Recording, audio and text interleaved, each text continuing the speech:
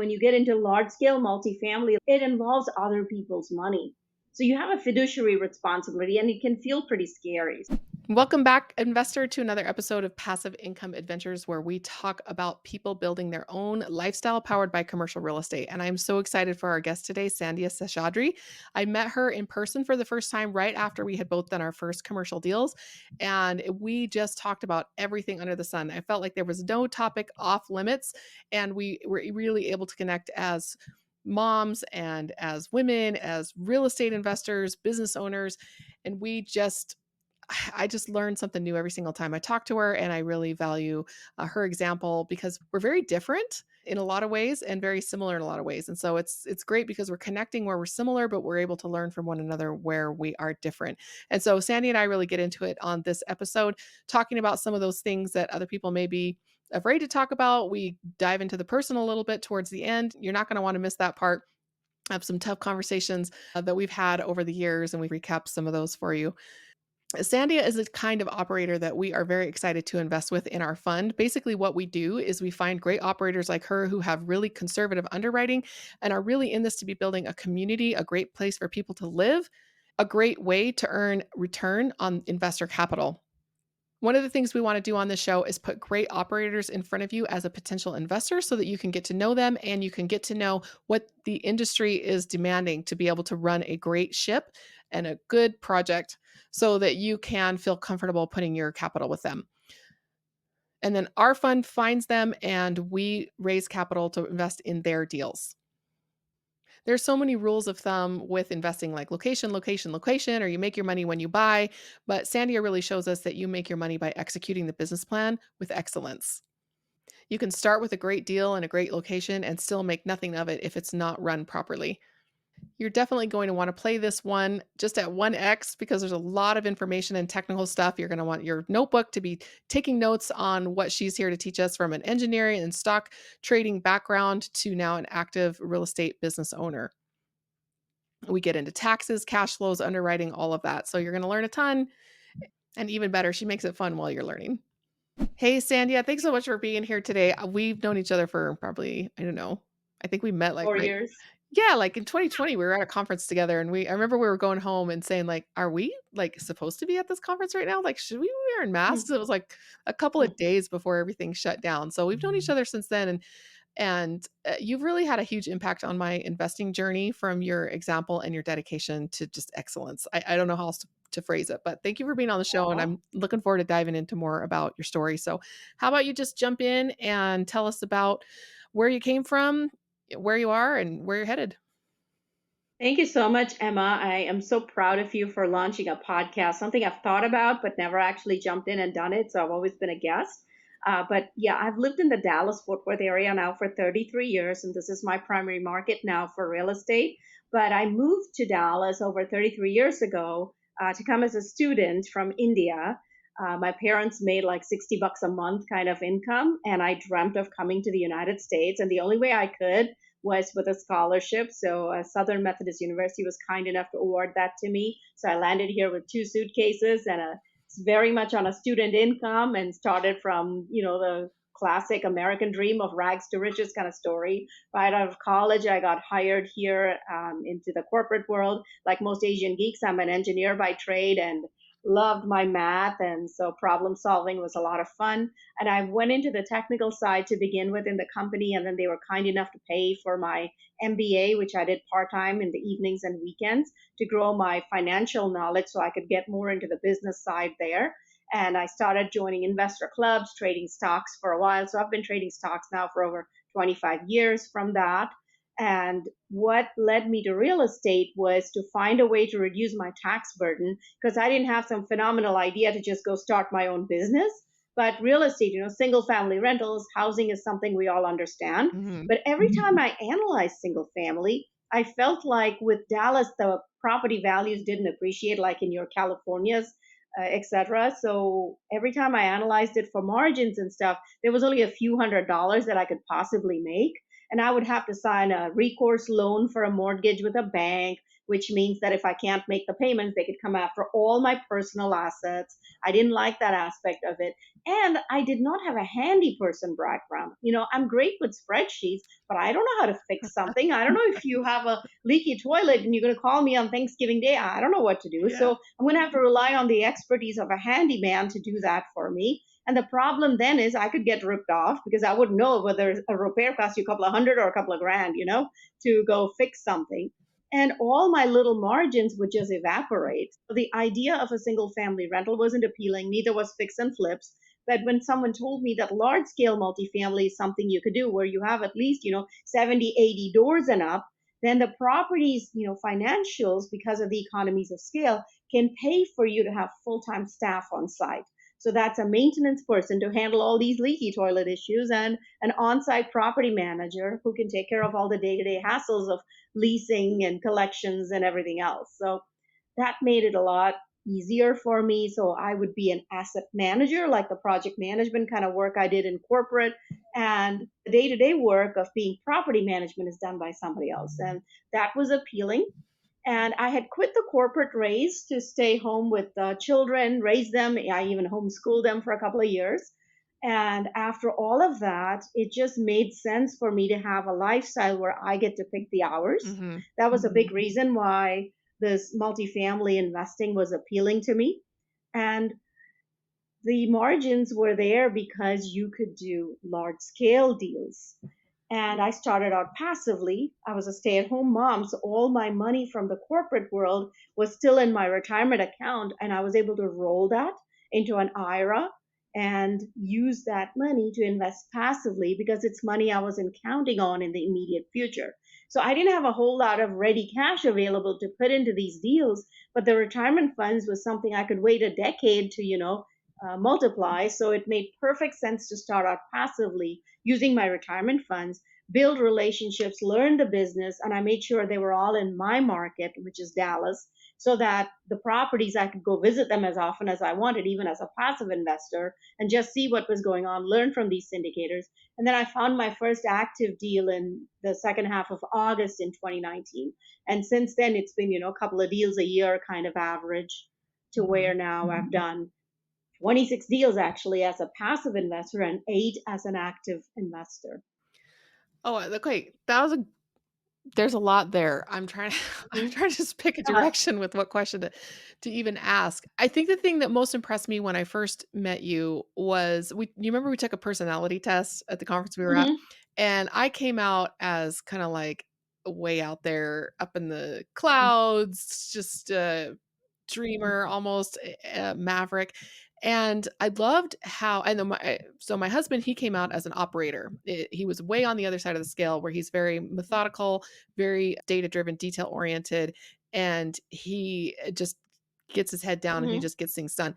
But what impressed me about you is you are actually a combination of both of those things, like the Voyager, I Yeah. think they called it, where you're very Hmm. detail oriented and you're very dedicated to what you do, but you also have this ability to think big, dream big. And so you're almost like both of us in one person.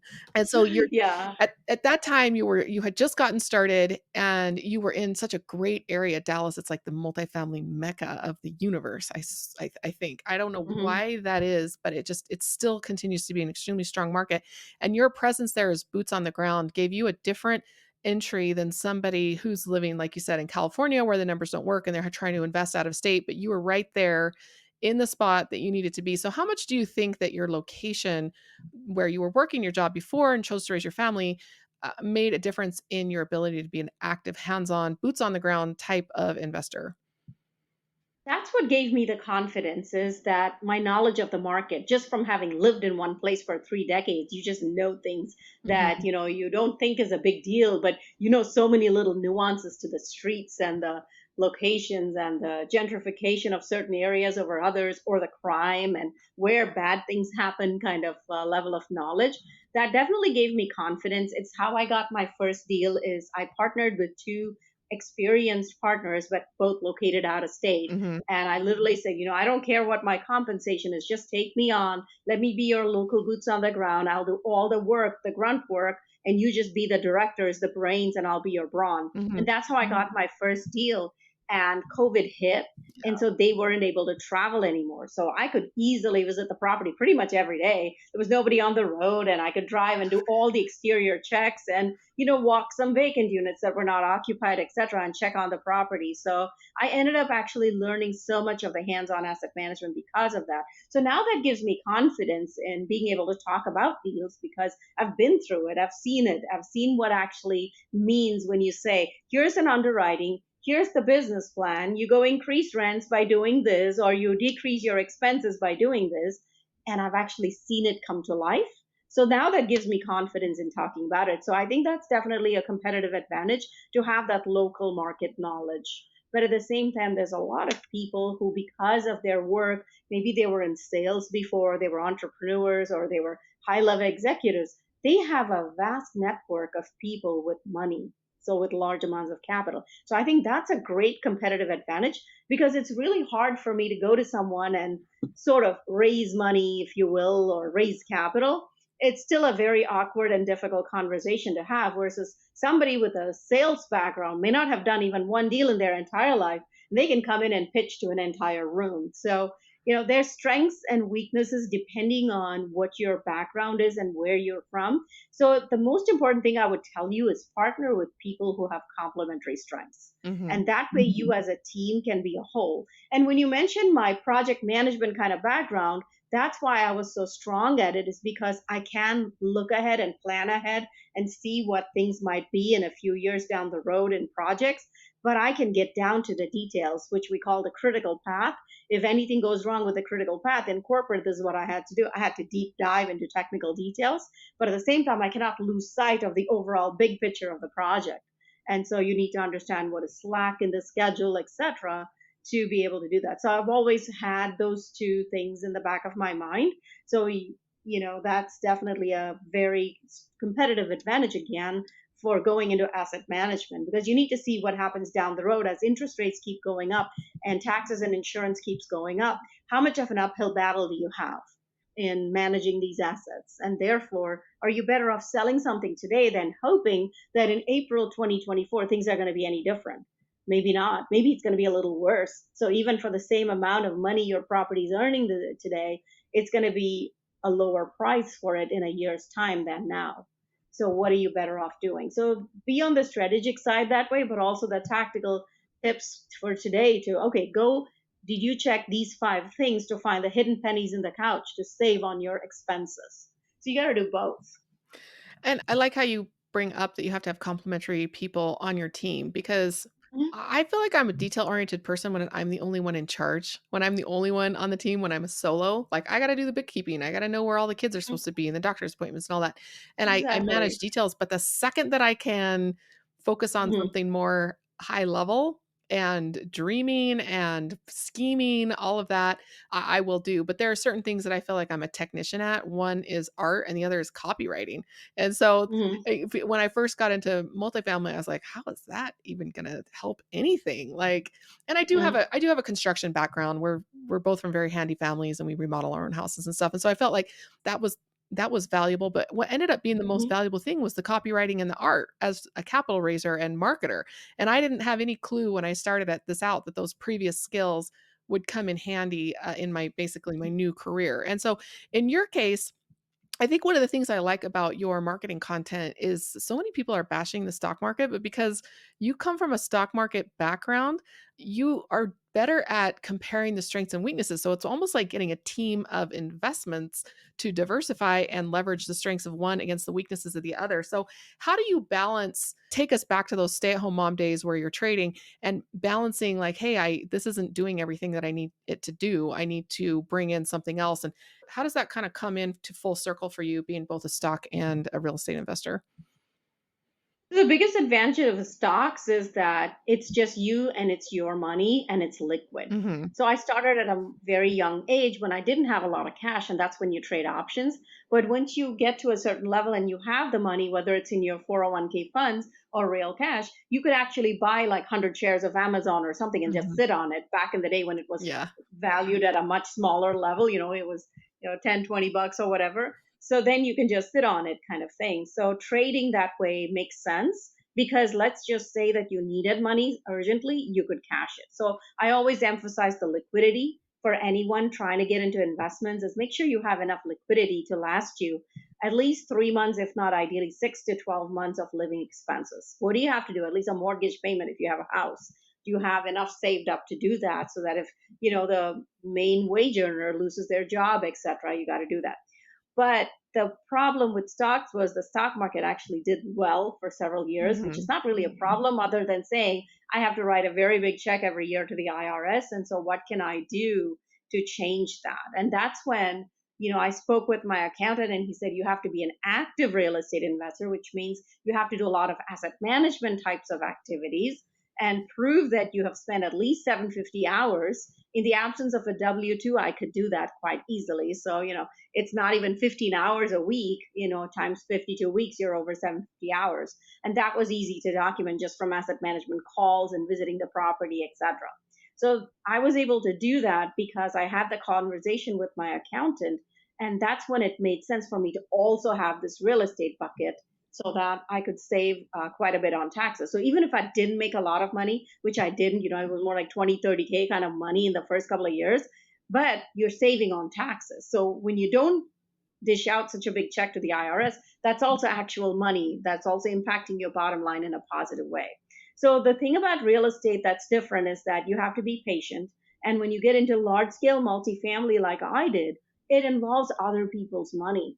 So you have a fiduciary responsibility and it can feel pretty scary. So in my case, I definitely had to find partners and find mentors and a mentoring program without having a real estate and construction background, which I believe is a hugely competitive advantage for you. I had not even done a single family rental before that. The only home I ever owned was my own single family primary residence where I lived, and that's about it. So it's a competitive advantage if you've already been in real estate and done construction, etc. So for me, the biggest thing was I need the liquidity from stocks, but I also need the tax benefits and another business to establish because I have two children, and the first one is going to be like your typical Asian with good grades, etc., can go work in a cubicle doing some engineering kind of job, and they'll be fine. The second one is a little bit more of autistic, a little bit of sped, has some good skills, but can't be sitting all day in a cubicle and doing work. So real estate is a great fit for him. So it's really, I'm hoping my son will join me in this business and establish something. So that's what drives me to doing this more as a full time career based thing for the next 5 to 10 years to set that up so that as he graduates high school, takes a few classes in a community college, learns the business to see if that's something he wants to do. Yeah, we've got a son in a similar situation. He's totally broke right now. Chose to go to a different state and he's living in his car. And he sent me Mm, a text recently and he said, I cannot find a job. I'm so frustrated because I just want to be able to get a job so that I can save up money and buy a duplex and rent out half of it and rent out the rooms to some of my buddies. And I was like, wait, what? This yeah. broke kid just said that to Mhm. me. And I don't even know where he got that from because every time I talk about real estate, he's like, oh, mom, this is so boring. Right. But the fact that Yeah. he even knows that that's a thing and that that's a goal that he set for himself, like I probably told him that along the way and he told me to leave him Hmm. alone. Um, Yep. but it's our kids are being able to benefit by watching this. And like I said, Yep. I love the way that you approach it because you are leveraging the strengths of lots of different opportunities and you're not just beating the drum on one thing. You're really good at customizing an approach for people. So I have one question, like let's jump up to the present, what you're working on right now. And I have a question about people who are more controlling versus less controlling, risk averse versus open to taking risks. And one thing I've encountered a lot when you're doing these larger types of group investments, you really need to be able to depend on other people to build a team, or if you're a limited partner, to be able to hand off control to somebody else. And so, how do you help people figure out where they're best going to fit based on their risk profile and their need to control the outcome of something? Because some people, they know they don't know anything about it, but they're going to learn it as they go and they're eventually going to become an expert and they don't trust putting their money in anybody else's hands. And I feel like that's a huge limit to growth. But I also respect that sometimes you can get burned if you don't have any control. So, how do you help people balance those things with what you're doing right now? I love to use the analogy of a flight. So I say that before you want to be pilot of a plane, you want to be passenger of a plane and figure out what it's like to be on a plane. and then you want to be a co-pilot and then a pilot when it involves large multifamily involving other people's money. Now, if you wanted to go buy a single family rental, a duplex, etc., and slowly grow from, 1, 2, 4, 10, 20 units and up, you can do that slowly all by yourself. And it might take you a little bit longer, but you can get there and you have full control over anything. Or you can find joint venture partners and join with them so that y'all are both involved, or three, four of you together are involved in doing all of this yourself. But when you go into large syndications, you need the capital to do it and you need other people's money. And that's where you have to trust team. So if you don't want to be a passenger when you have other people as pilots, then you may have to either have all the capital yourself, which it may take you a little while to build it, or you may have to partner with other people, in which case other general partners will have a say in how the deal is operated. They may not be willing to give you all the control if you don't have a track record, right? It's Mhm. like, imagine me on the day one when I started out in real estate with no track record. I may be a great project manager, engineer, I can look at spreadsheets, but it's very different when you have things breaking down, when you have to deal with third party property management, etc. So if you don't have the backing and a prior track record of running these things yourself, who is going to trust you with their money? That's the question. So you have to partner with people who have that background. So the question is, if you want to be in control the whole time, there are two ways to go about it. Go learn the business, work for somebody without, put in your sweat equity, or bring in capital and learn the business from them so that you can eventually buy and run your own deals. And I help people figure this out because the last thing I want is somebody who wants to be active in the driver's seat or be the pilot and questioning every little move I do on a weekly basis. I don't want an investor like that. So I say, it sounds like you want to be running and controlling these deals yourself. So I can refer you to mentoring programs if you like, or others in the business who may take you on depending on your geographic location. Like, let's say you're located in Dallas, like me, which is a great market. You could offer to be the boots on the ground and help a lot of people and learn the business that way. And then you can be in charge of your own deal. You can be the one to underwrite and put together teams and deals and be the one in control if you wanted to do large deals.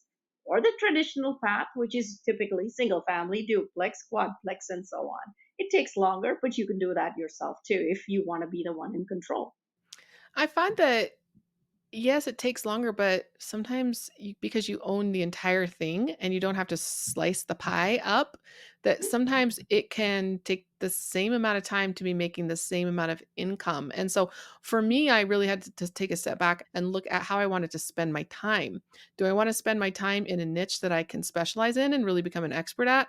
Or do I want to be the jack of all trades and wear all the hats? Now, I am a jack of all trades. I have more breadth than I have depth in most of my skills. And I can do everything like 50% well. But Uh, so for the first time in my life, not being a solo operator or a dabbler, dilettante, I'm able to work with a team and really drill down into what is my core competency and what can I do that where I can really become an expert at. That's a new experience for me and I'm actually really enjoying it. And so for me, I feel like how do I want to spend my time? It used to be doing everything, doing a little bit of everything. But sometimes it's nice to just have a change of pace and change your mhm. focus and really do something different, which for me was becoming an expert at something instead of just a dabbler in everything. So, what would you say is your superpower? What's your core competency, your big strength that you add to teams? Well, all my deals as a general partner are based in Dallas. So the availability, I have time. So once my kiddo's in school, I have the daytime to go visit properties because I'm full time in this. I don't have a W 2 job. So when I have partners who have W 2 jobs and a network of high net worth investors, etc., I'm a perfect partner because I'm local, I'm boots on the ground, I'm available anytime disaster strikes. I can be within 30 minutes of any property, and I know this market inside out. So all you have to do, like, brokers literally send me an OM or an address and I say I'm not interested. I literally give them zip codes. I tell them my little box of criteria. So I'm obviously, I like to underwrite deals. I love my spreadsheets. So I can easily assess a deal, underwrite it, drive by properties, analyze the comps, and anything that requires a local presence, I'm here. I'm also improving my social media presence to be able to get the word out to more people and raise capital. So that is also a role. I don't think anybody can completely shy away from that Mhm. role just because the cost of capital has gone up so much now that everyone has to do a small piece of it, even if it's not their favorite thing to do. So I've been taking a lot of training classes on getting better at raising capital. But asset management is something I love to do. It exactly translates to my prior project management experience, which is you need to have the big picture in mind, but you also need to be able to drill down to the details. So let's just say that you want to bump your rents by $200, and that's a lot for a resident who's been loyal to your property for the last 3, 4 years, and they're a good paying resident, and they say, I can only afford to pay you up to 150 more. I'm not going to quibble over that last $50 because that amounts to what, $600 per year? When instead the cost of turning that unit, because they've been in that unit for a long time, is more like $3,000, $4,000 at a minimum. Let's be let's be smart about our money. Let's not be penny wise and pound foolish, if you will. So make those kind of decisions. So I do love taking care of my residents. When I moved to this country as a student with 2 suitcases, I stayed in a little C-class apartment, and it would have been so nice to have community activities and stuff. So that's something I love to do as a PTA mom, as somebody who loves to feed people and bring communities together. So I post a lot about that. And so that's sort of like my little secret sauce, if you will. So every month or every other month, we try to do something. So in August, we do back to school bash. We do October Halloween costume contest. December, we have Santa over. Thanksgiving, we give away free pies or turkey. We have an Easter egg hunt. We have a pool party, like popsicles by the pool, Memorial Day weekend. We get a police officer and fire truck for National Night Out. What this does is, while it makes the community feel really good and welcoming, etc., we're the cool property on the street that does all these activities. Our residents get to know each other well. They a little bit tattletale on the ones who are causing the problems. They establish a rapport with our on-site so that when the tough conversations happen about rent, oh, I just lost my job, but I've been paying rent here for the last 3 years. My kiddo goes to school across the street. Well, you don't really want to kick them out. You want to work out some kind of a payment plan. In places like Irving, where I have a couple of properties, we have the Dallas Rent Relief Program in place. We want to help them with those things. And what this does for you from a business perspective, right? Because numbers still matter, is you have better retention, you have better renewals. We like to target 60% or better in our renewals, which means your turn costs are less. You don't have days like the empty seats on a plane. You don't have a days when your units are vacant and sitting there not collecting rent, because you have better retention and renewal. So it makes for a business case, and it's very fulfilling to see a community so happy. I try to attend as many events as I can when these things happen. So we're not mean landlords. We are people who bring communities together. We leave the place better than when we found it. So all of these aspects, I think, is what is my secret sauce, because a lot of my partners tend to be, your males who look at spreadsheets. They're located out of state. They want to say, okay, I'm going to talk to you for an hour. You're going to invest with me, kind of, very type A personalities. And so I bring in a different flavor in there, which also ultimately ties to the bottom line. And I hate asset management so much. It's so fun. Yeah, but that's really the type of operator you're the type of operator that I wanna work with. I think I got to the point where somebody was asking me, "Oh, well, when's your next project coming up? I want to invest some money with you." And I was just thinking like, I just am to the point where I don't feel comfortable taking investor capital into my own projects anymore because I Mhm. don't want my own projects anymore. And Uh, you stood out to me at that time like that you were helping other operators be able to figure themselves out and mhm, figure out how to do this. And I think that that was instrumental in me making the pivot and just saying, we lost a deal in Texas and I walked away from that relieved. Like, I actually want to run that deal for 5 years. I lost my mhm, earnest money and that was hard, but it was a mhm, lesson that I would have gladly paid for and was mhm, glad that I didn't have to be saddled with this project. And that's really what taught me the difference. And so you've gone on to start Ace Operators. Can you tell us mhm. a little bit more about that? Because I think that that is really drilling into your superpower of being extremely detail oriented while at the same time being able to keep the big business picture in your mind. So what we found was that a lot of deals that started back in 2021 and 2022 acquisitions tend to be on a floating rate bridge loan.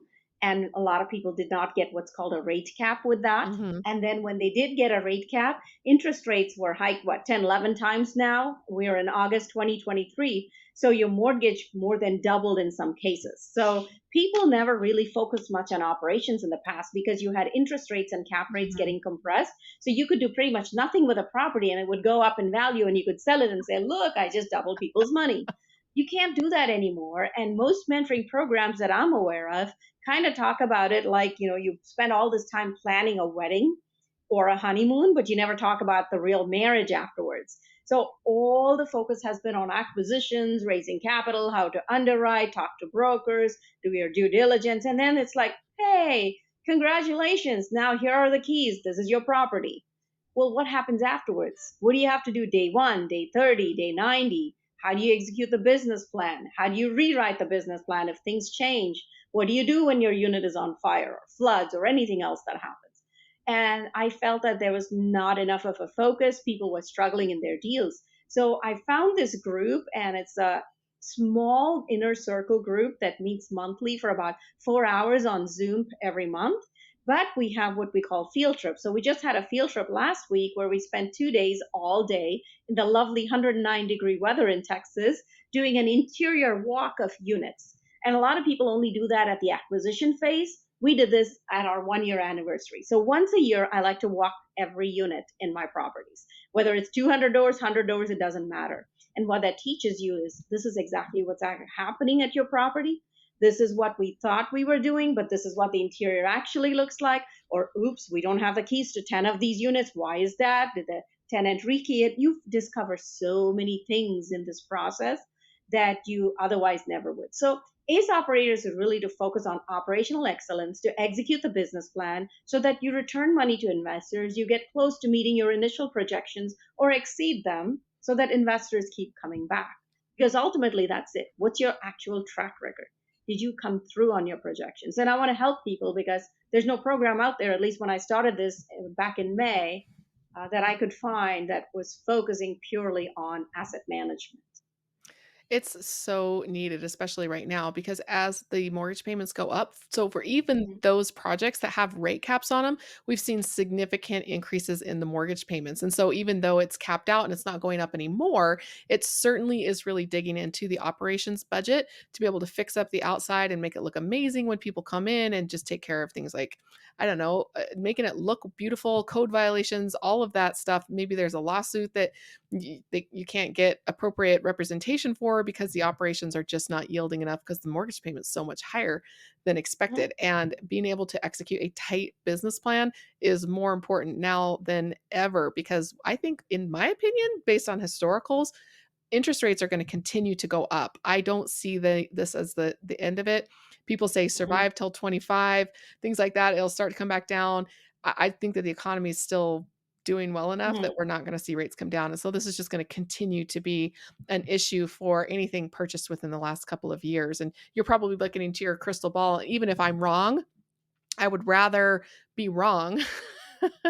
On the conservative side, Exactly, and that's another and thing about you is you're very, very conservative, your underwriting is extremely conservative. Do you feel like you kill a lot of deals because your underwriting is too conservative, or do you not care because you're like, "This is investor money on the line, it has to be very conservative or I'm not doing it." yeah, for me, I'm not depending on the acquisition fee to, feed my family. Mhm. So it's a very different mentality. I don't have to have a certain number of doors or deals every year to be able to feed my family, as an example. So I don't have quite the pressure that a lot of people have. I'm quite happy not to get into a deal because I can't make the numbers work. A lot of people are tempted, and so they will make the numbers work by tweaking everything a little bit. If you tweak all those knobs and hope that the very best case scenario comes true and it doesn't, well, I'm going to be having sleepless nights every night if I know that, oh my gosh, I don't even know if I can break even on this deal and return investors money. When I know that, I also love the stock market, as I mentioned before. So I think they might be better off in the stock market in some cases, especially if they need the liquidity. I had an investor tell me that in 2026, his daughter is going to college. And so he wanted to know if I would sell my deal by then. Because all the three deals that I have done a full cycle on, we have bought and sold it in a matter of, 27 or 28 months. But I said, I don't know if the economic conditions will be in a place where I would sell the deal. So 3 year turnaround may not happen. So I told him not to invest in my deal. I said, you need the liquidity. You're better off putting it in stocks or something else that's going to give you your money back at that time. I cannot guarantee any of those things. So you want to make sure what you have to offer is a good fit for the investor. You also want to make sure you don't have sleepless nights by buying the wrong deal and not being able to execute. And you keep hoping and praying the situation will change, like the interest rates. It may not change, as Emma just said, right? It could be 2025 or beyond, 2026, when interest rates actually come down. So are you better off taking a slight loss and selling the deal now, or keep holding 2 more years, making capital calls just to buy additional rate caps, and still not even being able to come close to that price? Because now not only was the initial raise money that you have to return to investors, you also have this additional money you've raised now because of a capital call or a member loan or a supplemental loan in an attempt to do, a cash in refi perhaps, or extending a rate cap. And all of those scenarios may not come true, and you're just holding on to investors' money. So they might be better off taking a small loss now and then multiplying it by making a different investment. And so in 2026, when they need the money, maybe it's back to its original principle. Yeah, it's a scary landscape out there right now for people who've invested in the last 2 to 3 years, but I also think that we're gonna be finding some amazing deals coming up. So, Mhm. when you Yep. have operators in trouble is when you have the deals to do, and it's terrible. And some people, it bothers them, like, they're taking advantage of people by Hmm. taking bad deals off their hands, and investors are gonna lose money and all that, but at the same time, sometimes a cut could be a lot bigger, and so I feel like there's a cycle of service. When you have a deal that's in trouble, somebody can come in with cash and pick up that deal and just stop the bleeding, so to speak. They're not Hmm. gonna be able to say, "Oh, well, Yes. now your project's gonna return what you said it was gonna return," but there's opportunity to be had there. So why don't you take us into the future a little bit with your both your business and where you're seeing this going and what type of deals you're planning on doing in the future? And then I wanna shift gears a little bit over to more of what you're planning in the future, more on the personal side as well. On the business side, I don't believe that interest rates are going to come down anytime soon. And it's like you should be hoping for the best, but prepared for the worst. That's what a project manager does. And I like to get fixed rate interest because then I know the predictability of what my mortgage payment is going to be. That's what is going to get my investors to invest money. If I went to them right now with a floating rate bridge loan deal, even with a right rate cap, even after underwriting the deal to the max of that rate cap, I'm not going to have investors interested. Everyone is very nervous. We're in August 2023. So, right from 2022, when all these interest rates started going up, a lot of deals foreclosed in the news. It made a big splash. And then there's deals that are not making any distributions, or what we call dividends in the case of stocks. People are not getting any cash flow from some of these deals. So, they're already nervous. They want to just hold on to their cash. They could get 5% cash flow just from putting it in treasuries. So why should they bother to invest with a deal that says we could potentially cash flow 5 or 6%, but in 5 years, maybe you'll make more money? So you have nervous investors to begin with. So you have to go to them with something that gives them a better certainty and lower risk for them to want to park their money with you in a real estate deal. So fixed rate interest rate is very important. But the negative side of an agency loan like Fannie Mae or Freddie Mac with fixed rate is that the yield maintenance penalty is very high. And what that is basically when you take a 10-year loan, you are telling Fannie that for 10 years, you're going to pay them this 5.5% interest rate on this loan. And so they turn around and they issue bonds for that amount. But let's say you decide to sell this instead in 4 or 5 years, you still have that remaining 5 years of interest that you've not paid them. So they want you to pay that all when you exit the loan at the end of 5 years. And that ends up being millions of dollars in penalty. So one way to avoid that is by paying a slightly higher interest rate and getting what's called a step down prepay, which keeps going down the longer you hold on to the loan and the deal. And that way, if you're planning to exit the deal in 5 years, you know the exact dollar amount of that step down prepay. And so the last two deals I did, we did it as a Freddie Mac step down prepay loans. And we were able to get investors very quickly because we can lock in that interest rate ahead of time. And so when we go to a webinar presentation, we can tell them this is what the interest is going to be. So no matter what the Fed does, my interest was fixed in those two deals at like 4.5% and 4.8%. So if I sell it in 4 or 5 years, somebody would like to assume that loan because that's not an outrageously high interest rate. So that's a big piece for me. If I was to get a deal, it has to underwrite well for a fixed rate interest loan and still provide the kind of returns that my investors expect. It's got to be in a low crime area always. That's why the address is so important. I'm still going to stick with the Dallas market because in the next 4 to 5 years, I'm seeing still explosive economic growth in a lot of areas in Dallas. So I don't see a need to venture yet to a different market. But you want to make sure every investors you get into these deals has their rainy day fund ready. They have enough cash reserves so they're not coming and bothering you every time you did not make a $500 payment to them. That should be a very small piece of their overall portfolio. This should be their long-term kind of portfolio because real estate is illiquid and they need to understand that. Yeah, I learn something new every single time I talk to you, Mm. which is one of the reasons it's so fun to reconnect. And one of the things that stuck out to me when we met in person and we went out to dinner and you asked me all the hard questions. You did in the same night. We talked about religion, we talked about politics, we talked about the economy, we talked about health and Mhm. fitness, like what we were eating on our plates. We just went into so many different topics and so many different subjects. But what most people hear from you is very business oriented because you really have your Mhm. finger on the economy and on business practices and investing and things like that. But at the same time, like there's a human behind there. There's a woman and a mother. And you touched on it earlier about how women tend to bring a little bit of a different mood into the investing, a little bit more of the human side. And so, can you tell us a little bit about what your personal plans are, specifically as this is what your third career that you've had? So, you started out as Mhm. an engineer and then a stock trader, and now Mhm. you are a real estate, basically very active, hands on real estate entrepreneur. And how do you make those decisions? Because you could retire. You don't Mhm. have to work anymore. And so, your personal side, there's something in there in you that needs to or wants to continue to contribute to the world around you. So what does that look like moving forward for Sandia? What does that contribution look like? Is it through business or you have some things that you have planned outside of business? Just describe what that looks like to me. I love the idea of improving communities. Like I said, when I moved here, I was in a small C-class apartment, and I would have loved to have gotten to know more people around me and had the regular activities in those apartment complexes. So that's one thing that's the fulfilling side for me of building these communities and promoting retention. Like I want the same residents to stay forever, unless, of course, they are able to go buy a single family home, and then I would be thrilled for them. Right. But if they're going to live in an apartment, I don't want them to go find another apartment. I want them to be so happy staying in mine that they never want to leave and they bring their friends and cousins. So that's the fulfilling side of life. And then, of course, for my son, I want to have a business alternative for him so that he doesn't feel like I've got to get a degree, I've got to be sitting in a cubicle to make ends meet. As an immigrant, I also know how to live a very simple lifestyle. My vehicle is still over 8 years old. My kids always went to public schools. I can always homeschool them if needed, etc.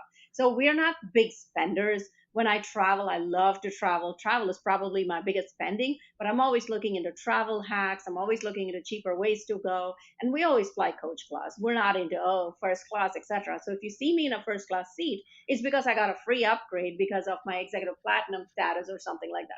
But I'm never going to spend money on things like that. I'm not going to spend $500 a night on a hotel unless I got it through points or some other way that I was able to discount. So travel is something I'll always do. I love to travel.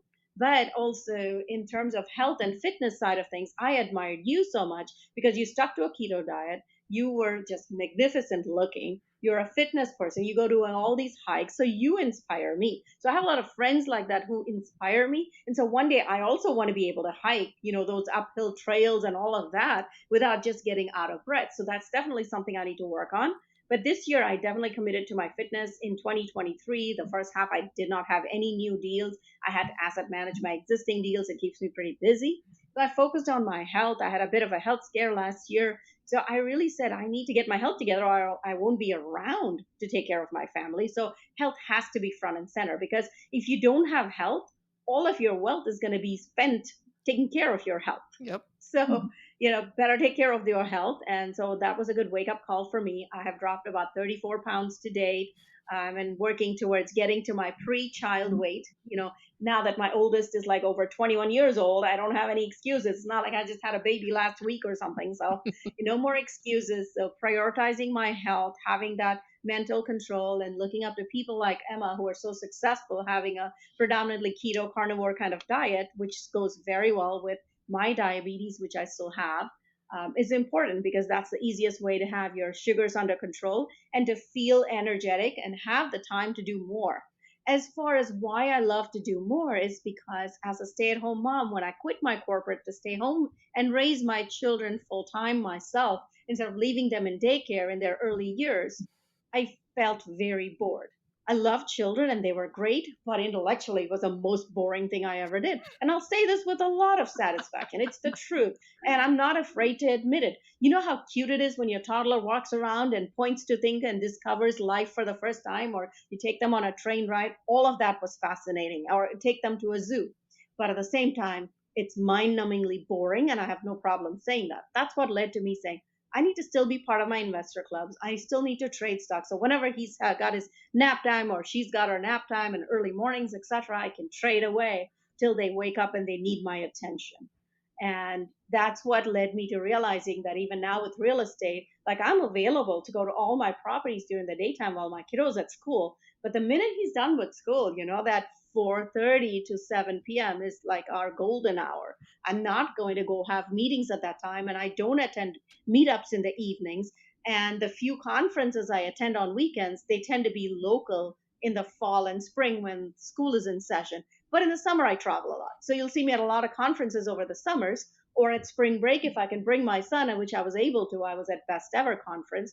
But other than that, it's always, prioritizing family first, which I think comes to a lot of women naturally, especially once we have children. It's very easy. Yeah, my entire calendar revolves around their schedule. So if he's got a taekwondo tournament or my daughter had band, for example, and she was in drumline, those things make a priority. Your calendar is automatically blocked for those times. That's just the way it works.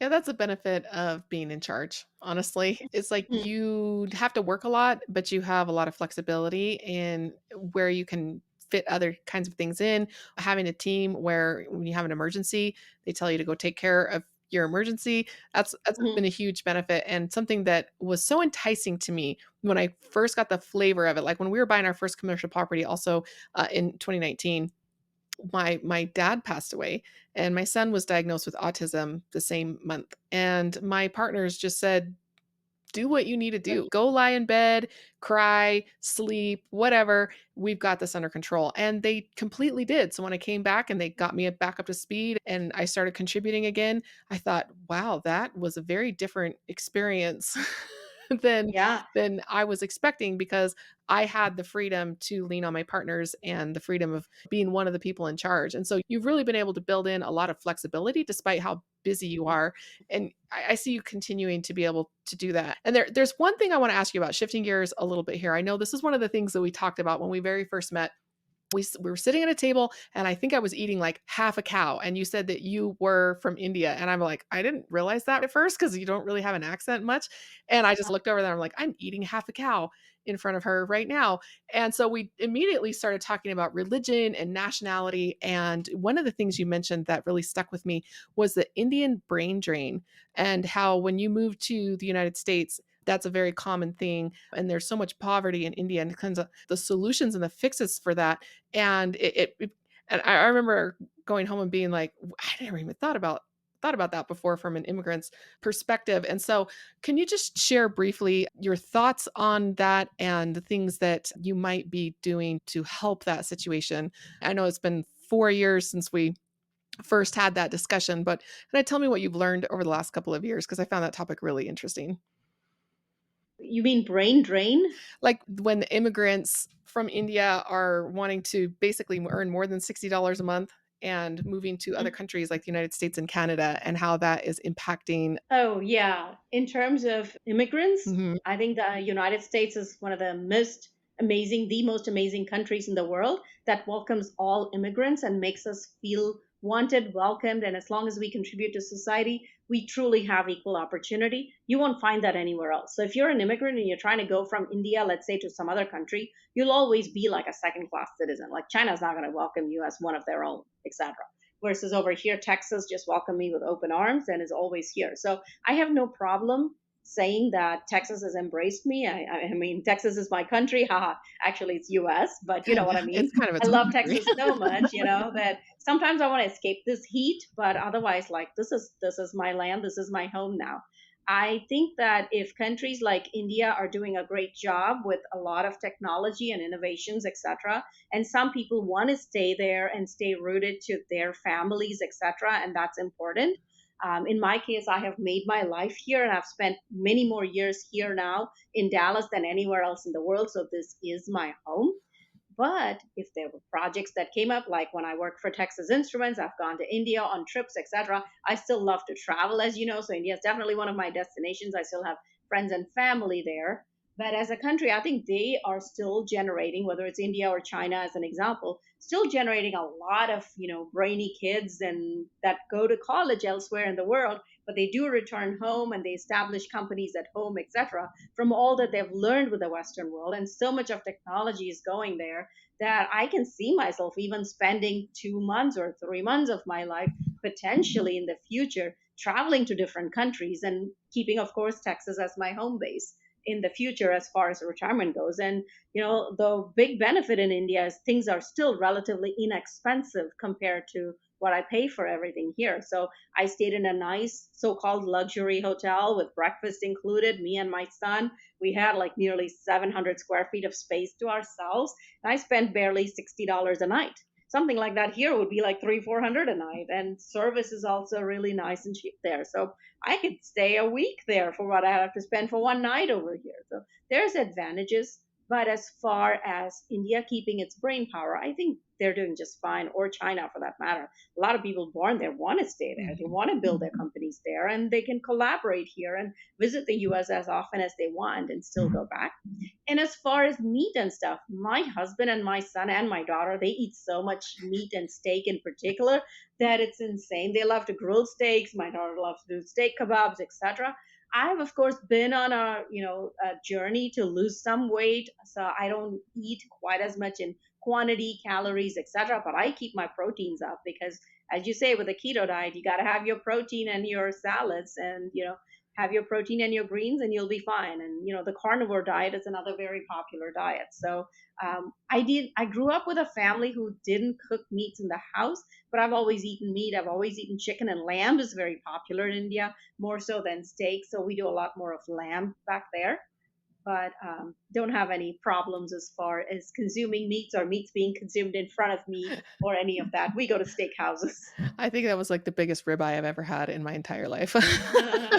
That was so fun, and that was so kind of you and Troy to pay for my dinner. So Oh, I owe you. So I hope you come to Dallas soon. I do not remember that, but we have a game that we play. Whoever has to go to the bathroom first gets the check while they're up out there doing it. I love being able to pay for dinner. I feel there are so many things that we get to enjoy because we've made a priority to do a good clean business that is a win-win-win, and we can build our communities, make better communities, we can help investors practice lifestyle design because they tend to turn into philanthropists real fast when they start to get out of the rat race, get out of the W 2, and just being able to treat ourselves and treat our friends and just do things that we've always wanted to do. And I just never felt like I was able to do before. And we're finally able to start doing that thanks to people like you who run good, strong businesses that take care of my money and take care of my friends' money. Like I said, I always learn something new from you. And I love how we're able to just talk about a wide variety of topics and ask and answer the hard questions. So appreciate you doing that with us today and letting our listener into a little bit more about that and about you. So if you want to invest with Sandia, what's the best way to get a hold of you? And I always ask every guest, why should people get a hold of you? The best way to get a hold of me is through LinkedIn or Facebook. Those are the two platforms I'm at. And my website is engineered-capital.com. And the reason to get a hold of me is because I'm a connector. I'm well networked. I've been in this business now 4.5 years, and I know thousands of people who are in the syndication space as passive investors or active general partners or JV partners. So depending on which is your flavor, what do you want to do? I can direct you to either coaches, mentoring programs, friends in the business, friends in your location. I probably know somebody who's interested in investing in the same market that you're interested in. I probably can connect you with groups of passive investors, active investors, etc. So that's probably the best reason to get a hold of me. Thanks so much, Sandia. And I appreciate you just letting us into your life a little bit and sharing. And for being such a good example to me of just being on top of the asset management. And also, like I said, for being somebody that I feel really, really confident to invest with and also to recommend our investors to invest with. So we're really looking forward to seeing your next project because I know it's always very conservative and I know that you're always going to take care of us in the end. Thank you so much. I'm really honored, and I've looked up to you for so many years now. So it's very exciting to be in your podcast. Thank you, Thank Emma. you, Sandia. Did you have your notebook handy? Were you taking notes? I know I definitely have to go back and listen to it again because there were some things she said in there that even I have never heard. Sandia's opinion is one of the ones I respect the most in this industry. I always run things by her if I am looking at making a move or we are looking at something that we're struggling with or an opportunity. I always want to get her opinion on it. We've referred several investors over there and we look at her projects inside of our fund. And so if you want to invest with us or you want to invest with Sandia, please reach out and get in touch. One of the best ways to invest smarter and have faster results is by networking with people who have been there and done that before. So if you want to schedule a call with us, just check us out at risecapitalinvestments.co where you can schedule a call to learn more about what we do in our fund so that you can invest with us. And be sure to check out our club that meets every Monday night at riseclubcapital.com, where we look at real deals and join up to pool our capital as joint venture partners and use that pool to negotiate for better terms. In the club and in the fund, we want to make sure that you're getting the best deal possible so that we always go and work with the operators to be able to negotiate for better terms, whether that's a different class of shares where they're offering incentives for groups who bring in larger amounts of money. That's one of the things we do in both the fund and the club to make sure you're getting the best deal possible on great investments. Again, please be sure to reach out after the show. The networking is what makes this industry go around. It's the most important part of what we do. So don't be shy. Schedule a call with me, reach out to Sandia, and let's get this party started. I can't wait to hear about your next passive income adventure.